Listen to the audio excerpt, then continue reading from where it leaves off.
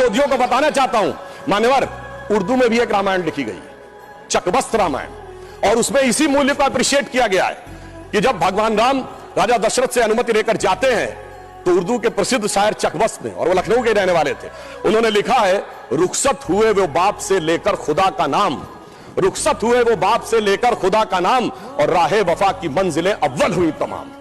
यानी उनको तो दिखा कि राहे वफा की कौन सी मंजिलें हैं जो अव्वल हो रही हैं। मगर क्या बताऊं महोदय, एक फैक्ट बताना चाहता हूं, 22-23 दिसंबर 1949 की रात को जब श्री राम लला प्रकट हुए तो सबसे पहले वो रोशनी किसने देखी थी? वो यूपी गवर्नमेंट का एक सिपाही था जिसका नाम था अब्दुल बरकत। उसने बाकायदा मजिस्ट्रेट के सामने बयान दिया है कि रात में उसको दिव्य रोशनी दिखी, और जब दिव्य रोशनी हटी तो वहां पर श्री राम लला विराजमान थे। अब्दुल बरकत को रोशनी 1949 में दिख गई, मगर कुछ सियासत वालों को रोशनी 2024 में नहीं दिख रही है। और मैं आपको बताना चाहता हूं, बाबरी पक्ष के पैरोकार थे इकबाल अंसारी, और ये उदारता देखिए कि सबको बुलाया गया, विरोध करने वालों को बुलाया गया, ट्रस्ट के द्वारा गोली चलाने वालों को बुलाया गया, और इकबाल अंसारी को भी बुलाया गया, और इकबाल अंसारी प्राण प्रतिष्ठा में आ गए। उनका इकबाल तो बुलंद हो गया, मगर इन लोगों का इकबाल जमींदोज हो गया। और मैं ये भी बताना चाहता हूं, उसका एक कारण है, ऑन द लाइटर नोट, इसको कोई पर्सनल ना ले महोदय। ये कहा जाता है कि हमारे यहां राम का तत्व या ईश्वर का तत्व कौन नहीं समझ पाता है? जो कामी, क्रोधी, लोभी, खलकामी हो, और राजनीति में वो नहीं समझ पाता जो सेकुलर और वामी हो। अब मैं ये बताना चाहता हूं महोदय कि जो लोग कहते हैं भगवान राम ने अपने जीवन में, ये मंदिर किस चीज का प्रतीक है? कई लोग एक आध कोई शब्द लेकर बगैर पढ़े हुए, बगैर उस भाषा को जाने हुए अपनी बात कहने लगते हैं। तो मैं बताना चाहता हूं, भगवान राम ने कौन मेरा भक्त है इसका बाकायदा उदाहरण दिया। उन्होंने लिखा है, जात पात कुल धर्म बढ़ाई, धन बल परिजन गुण चतुराई। इन 10 चीजों से मैं नहीं मिलता। मैं कैसे मिलता हूं? भक्ति से मिलता हूं। ये सारी 10 चीजें हो किसी के पास और भक्ति ना हो, तो उन्होंने कहा, भगतहीन नर मोहे ऐसे, जल बिन बारिध लागे जैसे। अर्थात अगर ये सब कुछ हो, जात पात कुल धर्म बढ़ाई ये हो, भक्ति ना हो, तो ऐसा जैसे बादल हो उसमें पानी ना हो। इसलिए भगवान ने इस बात का संदेश दिया। और मैं एक विषय और कहना चाहता हूं, जब राम मंदिर का निर्माण हो रहा था तो कहा जाता था, साहब वैज्ञानिक प्रमाण दीजिए।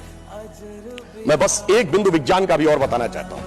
यह विशुद्ध विज्ञान है, क्योंकि अगर आपने रामचरितमानस के शुरुआती श्लोक पढ़े हो तो उसमें बहुत साफ लिखा, सीताराम गुणगाम पुण्यारण्य विहारिणो वंदे विशुद्ध विज्ञानो कबीश्वरो कपीश्वरो। अर्थात विशुद्ध विज्ञान महर्षि वाल्मीकि ने लिखा। और विज्ञान क्या है? पूछा गया था कि भगवान हुए कब, ये तो बताइए, यहां हुए कि नहीं ये बताइए। अब आप ये बताइए कि आज हम समय कहते हैं, उनका एग्जैक्ट टाइम लिखा है। जैसे आज हम टाइम कह रहे हैं, दिल्ली में कुछ और है, लंदन में कुछ और है, तो एक जीएमटी ग्रीनिच मीन टाइम बताया गया। पर अगर आपसे पूछा जाए टाइम का एब्सोल्यूट मेजरिंग पैरामीटर क्या है, which is equally applicable on Earth, Moon, solar system and any point in the space, it is only the relative positions of planet। और भगवान राम का वो exact relative positions of planet, जो Einstein का 4th dimension कहा जा सकता है, वो लिखा है कि मेष राशि में सूर्य था, मकर राशि में मंगल था, तुला राशि में शनि था, मीन राशि में शुक्र था। और जब नासा ने अपने प्लेनेटोरियम गोल्ड सॉफ्टवेयर में डाला तो 5114 बीसी की डेट निकल आई। इससे ज्यादा किसी को सबूत चाहिए? विज्ञान का वो सबूत मिला। और इतना ही नहीं, मैं बताना चाहता हूं, जिन लोगों ने अगर पढ़ी हो तो भगवान राम के जन्म के समय लिखा है कि चैत्र मास के समय शरद ऋतु थी।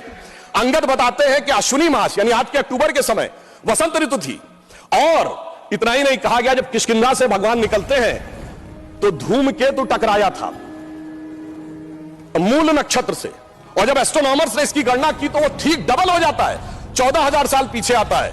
इसका मतलब प्रमाण देखने हैं तो प्रमाण जमीन के नीचे से भी निकले, शाही फरमानों से भी निकले और आसमान से भी निकले। समस्त मर्यादाओं को पूर्ण करते हुए हमारे ये इस विषय के ऊपर आए। और मैं एक बात और कह दूं, कभी कहा जाता था महर्षि वाल्मीकि ने तो रामायण भगवान राम के पैदा होने से पहले लिख दी थी, और कहा जाता है भविष्य में जाके लिख दी। कहा जाता है गप है, बकवास है, कैसे हो सकता है? महाभारत कहा जाता है वेद व्यास ने भूतकाल में जाके लिखी, वैशंपायन के समय। अरे ऐसा कैसे हो सकता है? मैं पूछना चाहता हूं, 1916 में आइंस्टीन की थ्योरी ऑफ रिलेटिविटी देने के बाद अब time travel forward, time travel backward बकवास है क्या?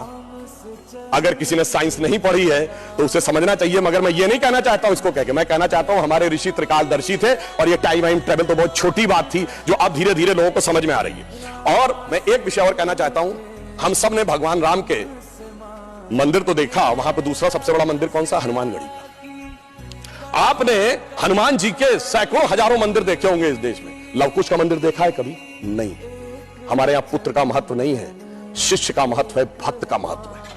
हमारे यहां बायोलॉजिकल सक्सेशन का महत्व नहीं है, स्पिरिचुअल सक्सेशन का महत्व है। इसीलिए द्रोणाचार्य के बेटे का स्थान ऊंचा नहीं है, शिष्य का स्थान ऊंचा है। इसीलिए हम हर जगह गुरु शिष्य परंपरा की बात करते हैं, पिता पुत्र परंपरा नहीं होती। भगवान राम का चरित्र इस बात का उदाहरण देता है कि हर जगह आपको हनुमान जी के मंदिर मिलेंगे, वो भी राम से ज्यादा मिलेंगे। और मैं अंत में यह कहना चाहता हूं महोदय, एक बार एक डिबेट में वो कहने लगे कि भाई you are talking about the Ram temple, how does Ram temple fits in the 21st century emerging India who aspires to become a technologically advanced and become the economic superpower with the youngest population, where does Ram Mandir fits in that? मैंने कहा सुनिए महोदय, हम 21वीं सदी में भारत को सिर्फ economic, intellectual, military super power नहीं बनाना चाहते, हम वर्ल्ड लीडर बनाना चाहते हैं। और जब वर्ल्ड लीडर बनाना चाहते हैं तो it should symbolize the certain set of values which will inspire the world. और अगर सारे श्रेष्ठतम मानवीय मूल्यों का प्रतीक कोई एक होगा तो वो भगवान राम का मंदिर होगा, जो विश्व के सबसे श्रेष्ठतम मानवीय मूल्यों का प्रतीक होगा। कैसे? मैं आधुनिक जियोपॉलिटिक्स से बताना चाहता हूं। आज कोई एक देश किसी पर अटैक कर रहा है, रशिया यूक्रेन की लड़ाई चल रही है, चाइना का ताइवान के साथ प्रॉब्लम चल रहा है, इराक और उसका चला। क्या है डिप्लोमेसी में? नंबर 1 एनेक्सेशन, दूसरे देश को मिला लो। दूसरा है सब्जुगेशन, वहां अपना डिप्यूटी अपॉइंट कर दो। और तीसरा है डोमिनेशन, उसके साथ संधि साइन कर लो। भगवान राम ने क्या लंका को जीतने के बाद एनेक्सेशन किया? नहीं। क्या वहां पर कोई अपना डिप्यूटी बैठाया यानी सब्जुगेशन किया? नहीं।